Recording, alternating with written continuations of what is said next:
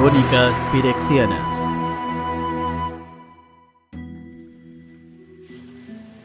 Capítulo 31. Magia y máquinas. Arvin llegó a la corte de la reina Titania de los elfos de Argot. Le sorprendió descubrir que la isla tenía su propia reina.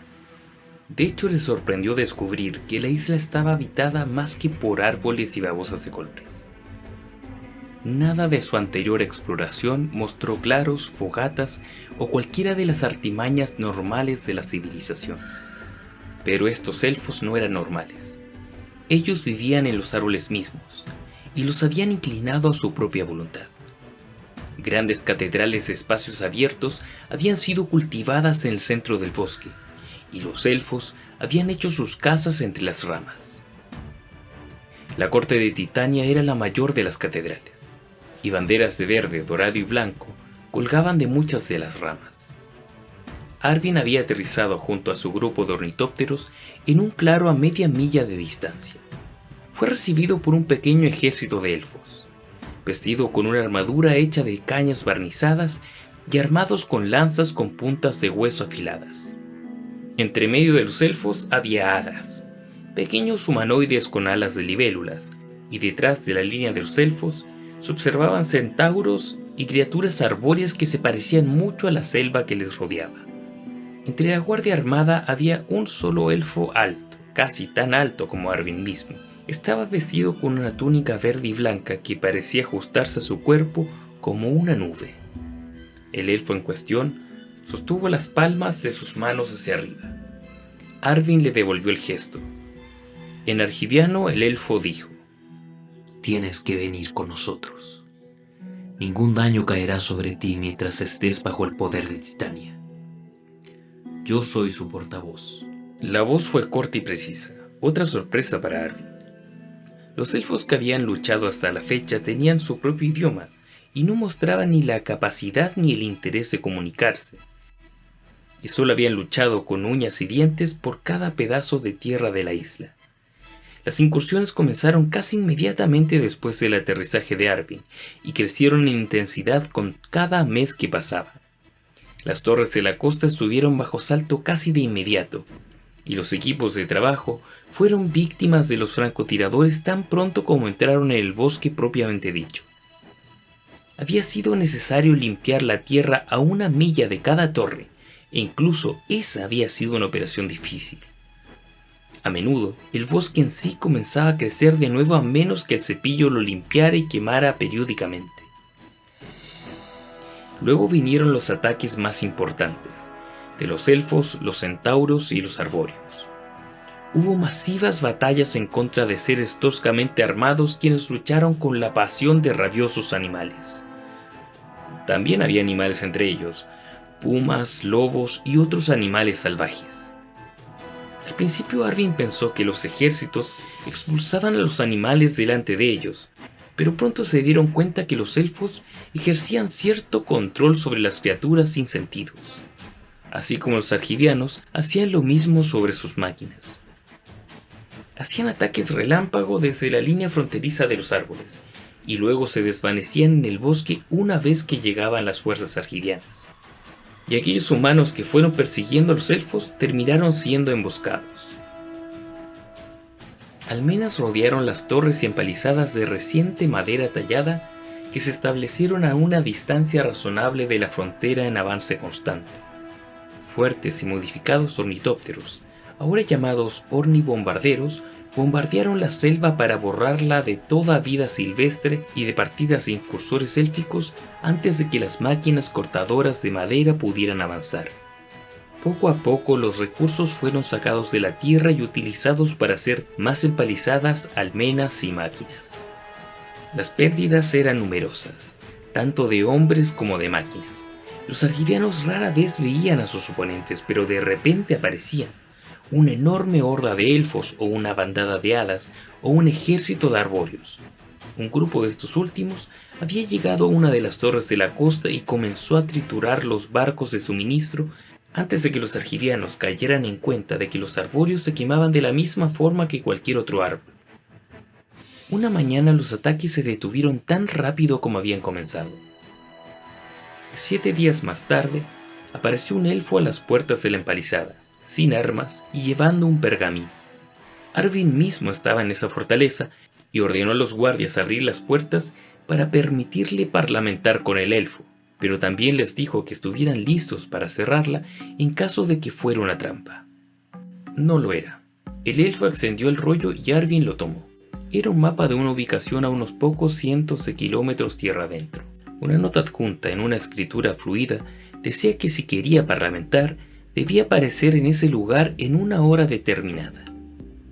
Arvin asintió con la cabeza a la mensajera. El elfo dio un paso atrás y se giró para irse. Vaciló por un momento y Arvin casi juró que iba a decir algo ella misma, pero ésta se limitó a menear la cabeza y volvió a la línea de los árboles. En el momento en que pasó por debajo de las sombras de los árboles, ya había desaparecido. El tiempo que les habían dado no era suficiente para informar de esto a Penregon, y después de algunos arreglos, Taunos permitió al joven ir a la reunión, pero insistió en que llevara un grupo de ornitópteros con él. Ahora el portavoz llevaba a Arvin bajo los árboles y hacia la corte de Titania. Había dejado 2 hombres detrás para vigilar los ornitópteros y se llevó a 2 con él. Si la reina violaba su palabra de paso seguro, importaría poco si estaban juntos o separados. Ellos fueron acompañados y seguidos por pálidos guerreros élficos con caras pintadas con tiza. La procesión incluía otras razas que vieron mientras marchaban por allí. Una vez Arvin juró que vio a una cara humana entre la multitud, pero se había ido y él no podría hacer una pausa para averiguarlo. Por fin les dejaron entrar en la gran catedral, bañada en una luz verde proveniente del dosel de hojas. El suelo era firme y uniforme. La mayor parte de la isla bajo los árboles era pantanosa y desigual, haciendo aún más lento su trabajo. Un enorme grupo se hizo presente, flanqueado por aún más elfos y hadas, tratando de mirar a los invasores. Al frente habían seres humanos vestidos con túnicas marrones y encapuchados. Cuando pasó Arvin, a este le pareció que lo odiaban a muerte. Al final de la procesión había una tarima grande. Sus pasos subieron a una plataforma de mármol blanco que terminaba en un trono tan verde como el corazón de la selva. Sentada en el trono estaba la propia reina. Su belleza era sobrenatural. No, pensó Arvin. Su propia esencia era sobrenatural. Su cara parecía una máscara de jade, estrecha y puntiaguda en la barbilla. Su forma era ágil y delgada, y si estuviera de pie, sería más alta que Arvin. Estaba cubierta con zarcillos y enredaderas, del color brillante amarillo verdoso de los nuevos brotes. Pero sus ojos eran profundos, antiguos e insondables. Y se quedó en la posición de 2 pasos hacia atrás y hacia el lado de la reina. Titania estrechó su cara mientras observaba a Arvin, y el hombre tuvo la sensación de que ella le estaba descortezando mentalmente su piel para obtener un vistazo a su alma interior. No era una sensación agradable. Hubo un silencio por un momento. Entonces la reina habló y sus palabras fueron música. Arvin entendió que su lengua estaba relacionada con las lenguas que había oído antes, como la música de cámara estaba relacionada con los cantos bárbaros. Su voz lo paralizó y llevaba un fuego propio en su interior. Hablo en nombre de la reina Titania. Titania habla por la diosa Gaia, más generosa y todopoderosa. Argot está bajo la protección de Gaia y es el hogar de sus hijos. Usted no es bienvenido aquí. Usted debe irse. Arvin respondió. Yo traigo la acogida de los reinos combinados de Argivia, Corlys y Jotia, su rey y su pueblo. Traigo la acogida del señor protector del reino, Ursa, el maestro artífice. Yo soy el hijo de Ursa, Arvin. Hábleme como lo haría con él. El portavoz transmitió el mensaje a Titania y Arvin se preguntó por qué la mujer vestida de vid sonrió por un breve instante.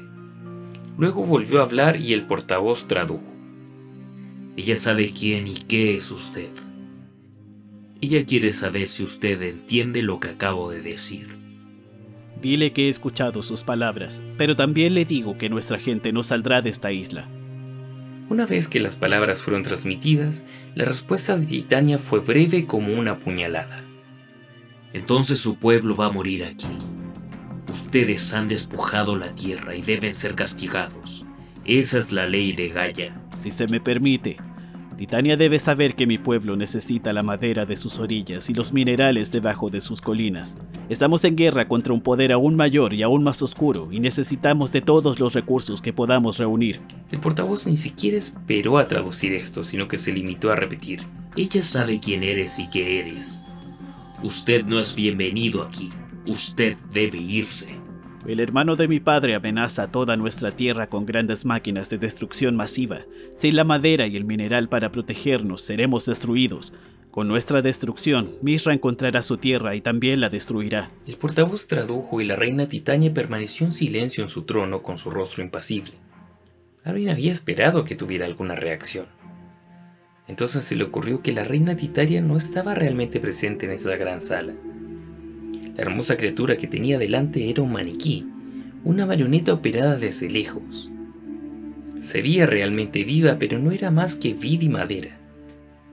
La titana invisible estaba considerando sus palabras o estaba ocupada en otras cosas, consultando con sus asesores. Finalmente Titania habló y el rostro del orador se tensionó mientras se escuchaba. A Arvin le dijo: Su enemigo ha encontrado ya nuestra tierra. Él ha aterrizado en las costas occidentales con una fuerza tan grande como la suya propia. Al igual que ustedes, ya está despojando la tierra que toca. Es como le dije, él tiene grandes y poderosos mecanismos de destrucción. ¿Y en qué se diferencian de sus propias máquinas de destrucción, humano? Dijo el portavoz sin transmitir el mensaje a su reina. Arvin se enfureció por un momento y luego dijo: Dile a tu reina que si se alía con nosotros, podemos defenderla de Mishra. El portavoz hizo una pausa por un momento, luego transmitió el mensaje. La respuesta fue breve y gutural. Arvin en realidad no necesitaba la traducción. Ella dice: no, gracias. Usted no entiende. A menos que se alíe con nosotros, a menos que nos permita cosechar algunos de sus recursos, Mishra destruirá toda su tierra. Solo siendo nuestra aliada pueden esperar sobrevivir. Arvin fue interrumpido por una explosión larga y estremecedora de la reina. Su rostro se llenó de ira y Arvin se maravilló por un momento lo realista que parecía el maniquí. Los enanos de las montañas sardianas eran sus aliados. ¿Dónde están ahora? ¿Cómo sabes de los enanos sardianos? La diosa Gaia lo sabe todo y le habla a Titania. Y Titania me habla a mí. ¿Dónde están tus antiguos aliados? Nunca he oído que los llamaran aliados. Ellos eran otra raza que habitaban en los límites de Argivia, en las montañas. Se negoció con ellos por el metal y luego se descubrió que también estaban comerciando con Mishra. Ustedes los mataron. Su gente mató a los enanos sardianos. Pocos sobrevivieron como esclavos o exiliados, pero sus minas han sido saqueadas y sus salas son madrigueras de trasgos. ¿Es este el destino de sus aliados? Yo solo era un joven en ese momento, pero... ¿Y Yotia? Su madre es yotiana, humano. ¿Cómo le ha ido su nación como aliado? ¿No es su frontera una lámina de arena fundida y cristal negro? Eso no es culpa de mi padre. Fue Mishra quien hizo eso. Titania no escuchó. En cambio inclinó la cabeza como si estuviera escuchando una música que nadie más podía oír. Entonces la reina de los elfos se puso rígida en su silla y gritó. Arvin dio un paso hacia atrás, junto con la mayoría de la corte. El rostro de la reina estaba retorcido y Arvin podía ver partes de su máscara de madera astillarse mientras gritaba. Hojas caían de su vestido cubierto de viñas y los zarcillos verdes se salieron de control. Ella se retorció en su silla una vez más y luego se quedó inmóvil. Arvin fue de repente muy consciente de dónde estaba, en el corazón de un territorio desconocido, rodeado de seres que habían luchado contra él desde el inicio, protegido de ellos solo por la palabra de su monarca, y que solo había chillado de dolor cuando él le gritó. Arvin no se dio la vuelta, pero se imaginó a todos los elfos, centauros y hadas en la bóveda forestal sacando sus armas. Pero así como el ataque de Titania se produjo rápidamente, también rápidamente cesó. La reina se agitó y se recogió a sí misma, y Arvin vio que su ropaje verde estaba volviendo a crecer. Sin embargo, cuando ella lo miró, Arvin vio que sus ojos eran pozos profundos, cansados, y de pronto parecía fatigada y demacrada. Usted y los otros invasores apestan. Huelen a metal y aceite de máquina. Ambas partes saquean nuestras tierras y ambas partes serán expulsadas. Argot no es vuestra tierra, hijo del artífice. No pertenece ni a tu padre ni a su hermano. Ve ahora, dile a los otros seres humanos este mensaje. Váyanse ahora o serán expulsados de nuestras costas. Titania bajó su cabeza. El portavoz dijo: Esta audiencia ha terminado. Arvin quería insistir en su punto para advertir a Titania más sobre el peligro de Mishra. Pero su maniquí ya se desenmarañaba. Las vides y las hierbas comenzaron a deformarse, pudriéndose mientras se separaban. Finalmente todo lo que quedó en el trono fue una máscara de jade. Se le protegerá todo el tiempo que permanezca dentro de nuestras tierras. Ahora debe irse. Arvin y los otros dos pilotos fueron escoltados por los pasillos, con el portavoz caminando junto a él. Había tantas preguntas aquí y tanto había sido dicho y no dicho. Había fracasado para que los argivianos tomaran la madera y los minerales, y no había podido obtener el permiso. Pero también sabía que el permiso de esta reina extraña no llegaría nunca. ¿Qué dispositivo utilizaba para animar a su títere? ¿Ella estaba presente, incluso ahora, observándolos? Había otro rostro humano en la multitud, con el rostro sombrío y enojado. Arvin pensó en los hombres vestidos de marrón y le preguntó al portavoz: ¿hay hombres aquí? Sí los hay, pero no son amigos tuyos, hijo del artífice. Odian a los artefactos y huyeron a nuestra isla para escapar de ellos años atrás. Así es como ustedes saben acerca de Ursa y Mishra. Son refugiados de la parte continental. Los druidas de Citanul llegaron aquí hace siglos, hijos del creador de la máquina. Pero usted dijo que odiaban a los artefactos. ¿Tú crees que el tuyo es el primer imperio que depende de la tiranía de la máquina? ¿O el último? ¿Por qué has traído tus dispositivos voladores aquí? Los ornitópteros eran la manera más rápida de llegar y así no dañar su preciada madera. Fue una demostración de poder. Arvin se sintió avergonzado. El portavoz estaba en lo cierto, pero después de ver lo que la reina podía hacer, él no se sentía particularmente poderoso. Sí, lo es. Una pequeña muestra de poder. Ahora nos permitirás una pequeña muestra de poder en respuesta. Llegaron a la cañada donde los ornitópteros habían aterrizado. Las 5 máquinas estaban allí, al igual que los 2 argivianos dejados como guardias. Habían más guerreros élficos y más de los seres humanos envueltos en sus capas marrones, los druidas de Citanul. Observa, dijo el portavoz y señaló a los seres humanos encapuchados. Los druidas comenzaron un canto al unísono, y en un canto bajo, sentido casi en los huesos más que escuchado por los oídos, y utilizaban la lengua que el portavoz había empleado al hablar con Titania. Sus voces se elevaron y luego cayeron, dividiéndose en coros separados, tejiéndose y entretejiéndose entre sí. Los pilotos buscaron sus armas, pero Arvin levantó una mano para detenerlos. Ninguno de los elfos se movió. Entonces los ornitópteros comenzaron a moverse por su propia voluntad. Al principio Arvin pensó que era una simple brisa captada por el viento, pero sus alas comenzaron a desplegarse por completo, y luego más allá de sus límites. Mientras Arvin observaba, las poleas a lo largo de las alas se arrancaron de sus anillos y los alambres se rompieron. Su filoso tañido interrumpió el canto de los monjes. Uno de los pilotos gritó y salió corriendo de su artificio, pero ya era demasiado tarde.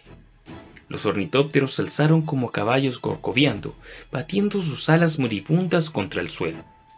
Por un momento parecían pájaros vivientes heridos. Luego se derrumbaron sobre sí mismos. Sus soportes y la tela no pudo soportar su propia animación repentina. Allí donde los ornitópteros habían estado, ahora existían 5 pilas de madera rota y despellejada. Ya los elfos y druidas estaban empezando a alejarse, desapareciendo entre los árboles. Su demostración de poder, nuestra demostración de poder. Sepan que nosotros podríamos haber hecho esto una vez que estuvieran en el aire, pero como están bajo la protección de Titania, no tienen nada que temer hasta que lleguen a las tierras que han despojado. Que tengas un agradable paseo, humano, dijo, y luego él también desapareció. Mishra se había movido más rápido de lo que Ashnod había asumido. Se había ido en el momento en que ella llegaba a Sehun. Se había ido con la flota de invasión a arrebatarle la nueva tierra a Ursa. Solo a través de favores personales y amenazas igualmente personales, pudo Ashnod tomar pasaje en uno de los barcos de suministro siguiendo la estela del ataque inicial. Ella pudo ver la nueva tierra antes de que apareciera en el horizonte. Estaba marcada por una espesa columna de humo que creció a medida que su barco pasó a través de las tormentas, como un faro oscuro llamándole hacia adelante. La orilla era un resto ennegrecido de tocones quemados que sobresalían de la tierra como dientes podridos. Ya la línea de los árboles había sido empujada casi hasta el horizonte, y las factorías de Mishra ya estaban reunidas y trabajando a toda máquina para convertir esos recursos que sobrevivían en armas útiles. Ashnod se movió entre los escombros y descubrió indicios de que la ocupación no había sido sin oposición.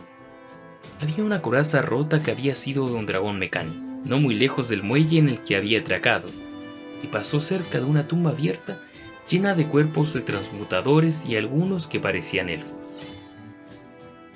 Quiso buscar a Mishra desde el principio, pero al atracar se lo pensó mejor. Mishra la había desterrado, y puede que no esté muy contento de verla. Es mejor consultar con la primera jerarquía. En su lugar fue a buscar a Har. Lo encontró muy cerca de la costa, tratando de quitarle el lodo a una máquina de guerra que había hundido sus ejes muy profundo en un pantano. Har miró fríamente a Ashnod y luego asintió. Fue una bienvenida más cálida de lo que había esperado. Tal vez el hombre de más edad había madurado. estás de vuelta. Nuevos horizontes, nuevas posibilidades. ¿Hay alguna posibilidad de llegar a ver la punta de sus plumas? Dejó su mochila en el suelo y alzó una caja pesada. Traje regalos. A Har no le dijo nada, pero le pasó la molestia de extraer la máquina titánica a un subordinado. Él comenzó a caminar más lejos de la orilla y Ashnod le siguió, llevando tanto la caja como la mochila. A Har no se ofreció para llevarle alguna de las dos, y Ashnod observó que había una leve inclinación en los hombros del viejo Falaji mientras se movía. Los años transcurridos cuidando las espaldas de Mishra, finalmente estaban jugando en contra del inclinado guardia.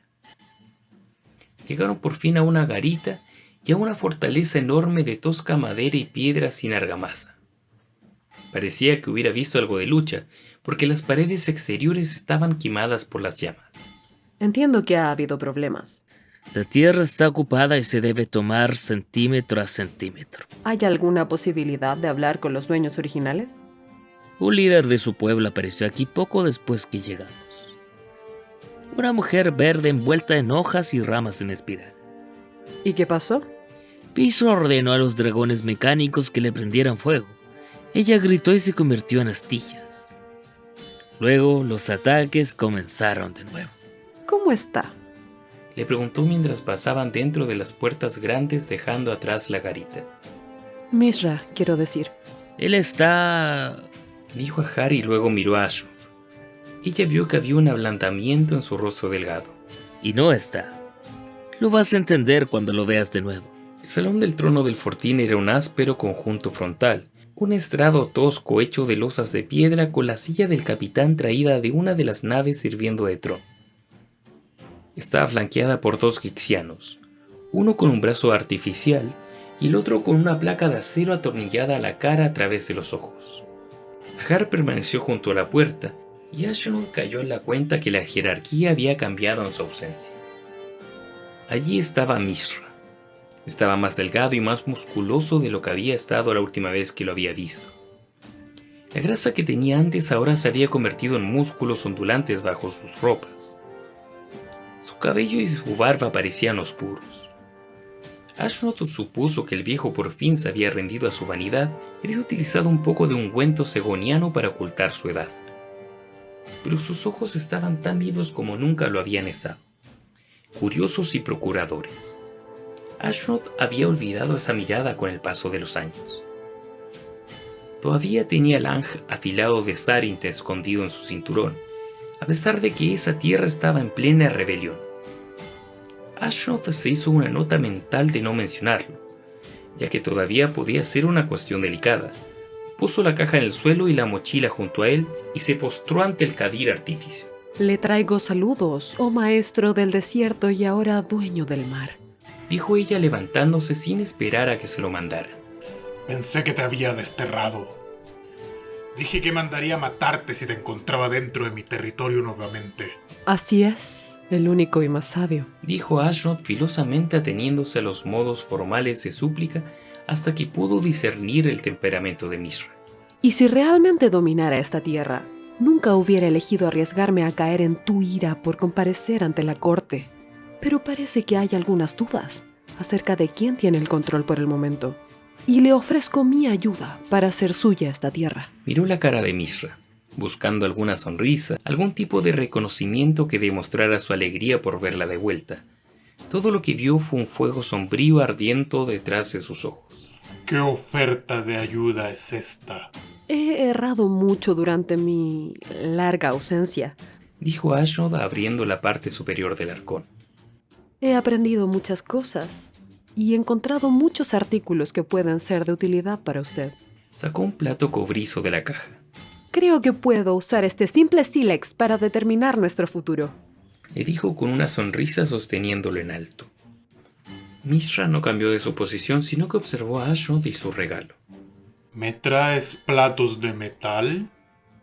¿Te has convertido en un herrero en tu ausencia? Ashnod bajó la taza decepcionada. Esto es más que un plato común, o más poderoso. Hay fuerzas en este mundo más allá de las simples máquinas. Me he esforzado por dominar esas fuerzas. Magia. ¿Perdón? Magia. Como en la que creían los tontos esos de la Unión, de la ciudad de Tericia. A falta de una palabra mejor... La magia no existe. Son todos trucos, hechos por humo, espejos y otros dispositivos. He hecho esos trucos. Lo mismo has hecho tú para engañar a los crédulos. La magia no es real. No me molestes con esas trivialidades. El más comprensivo. No creo que el poder de los estudiosos de las Torres de Marfil sea trivial. Nunca pensé que viviría para ver el día que la grande y poderosa Ashnod la indiferente, se convertiría en una simple comerciante charlatana, buscando estafarme para recuperar mi favor. Ashnod sintió que se le enrojecía la cara con el insulto. Esto no estaba yendo de la manera que ella había esperado. Yo le puedo ofrecer alguna pequeña demostración. Guarda tus demostraciones para los crédulos, Ashnod.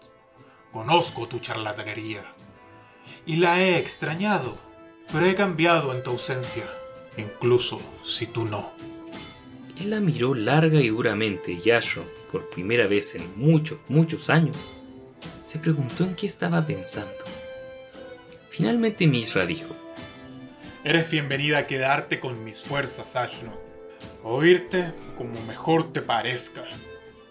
Alzo tu destierro, pero debes saber que tus acciones serán vigiladas. Señaló ligeramente con su cabeza hacia uno de los sacerdotes. Si hay cualquier signo de traición, yo personalmente te convertiré en un transmutador. ¿Soy claro? Como el vidrio. Pero, ¿podemos hablar por lo menos en un ambiente menos formal? Vendrás cuando yo te llame, o no vendrás en lo absoluto. Tú eres brillante a tu manera, Ashnod. Y estoy seguro de que, si volvieras a tu trabajo real, a la construcción de artefactos, tu talento florecería otra vez. Puedes irte. Ashnod dudó un momento y Mishra dijo otra vez: Puedes irte. Ashroth se inclinó de nuevo y se retiró de la sala. Ahar la siguió. Bueno, eso fue bastante mal. Dijo y se volvió hacia Ahar. Las cosas han ido cuesta abajo por aquí mientras yo no estaba. Ha sido muy notorio. Ashroth quiso preguntar más, para averiguar cuánta era la influencia de los Gixianos, o quién manejaba realmente las cosas detrás del trono de Mishra, cuando la puerta se abrió detrás de ellos. El sacerdote con los ojos de acero plateado surgió y se inclinó, ligera y superficialmente ante Ashroth. Estamos interesados en su recipiente, dijo el sacerdote. ¿Esa pieza trivial de magia? ¿Esa magia en la que tu señor no cree? El sacerdote se inclinó de nuevo, y Ashroth juró que cuando lo hizo escuchó algo hacer clic. La hermandad está siempre abierta a nuevas posibilidades, y si resultan ser ciertas, pueden presentarse adecuadamente a el más majestuoso y sereno personaje. El tazón, por favor. No lo creo, dijo Ashroth. El sacerdote la miró, si se puede decir que algo sin ojos pueda mirar a alguien. Se nos ha ordenado que le vigilemos, antiguo aprendiz. Tenemos el oído de Mishra, y podemos ser sus mejores aliados en su corte. Él sonrió, pero todos los dientes habían desaparecido. O sus peores enemigos. El recipiente, por favor. Ashroth miró a Ahar y dijo: ¿es este el camino de la corte ahora? ¿Donde asaltos mezquinos son comunes en sus salas? Ahar no dijo nada, o más bien se quedó mirando el suelo debajo de él y su mirada lo decía todo. Ya veo. Dijo Ashroth y le dio el cofre al sacerdote. Por favor, acepte este regalo como muestra de mi agradecimiento. Espero que pueda haber alguien presente que les ofrezca ayuda cuando se ahoguen por utilizarlo. El sacerdote tomó el cofre y le dio otra sonrisa sin dientes. Sabíamos que demostraría sabiduría una vez que la situación se hiciera clara para usted.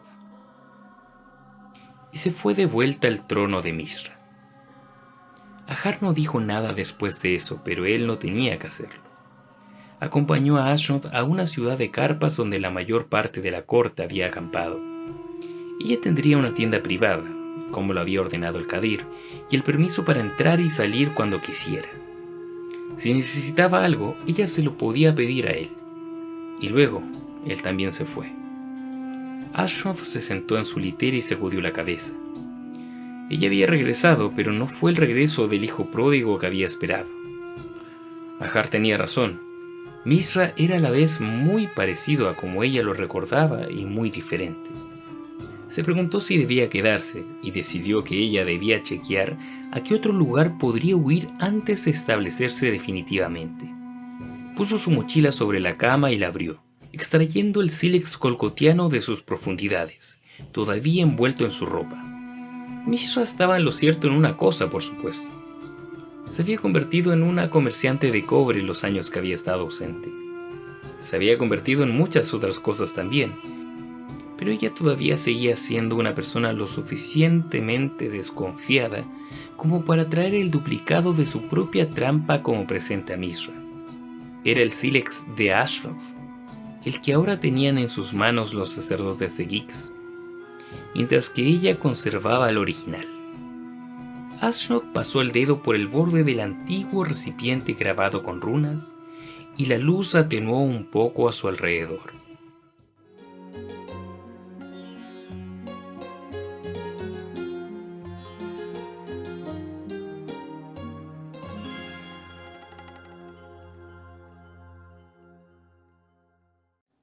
Los invasores trajeron su guerra a nuestro pacífico hogar.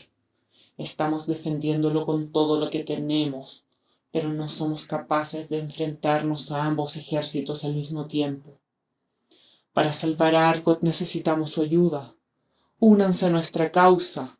Para hacerlo deben suscribirse al canal y dar like a los videos. Con su ayuda nuestra preciada tierra sobrevivirá.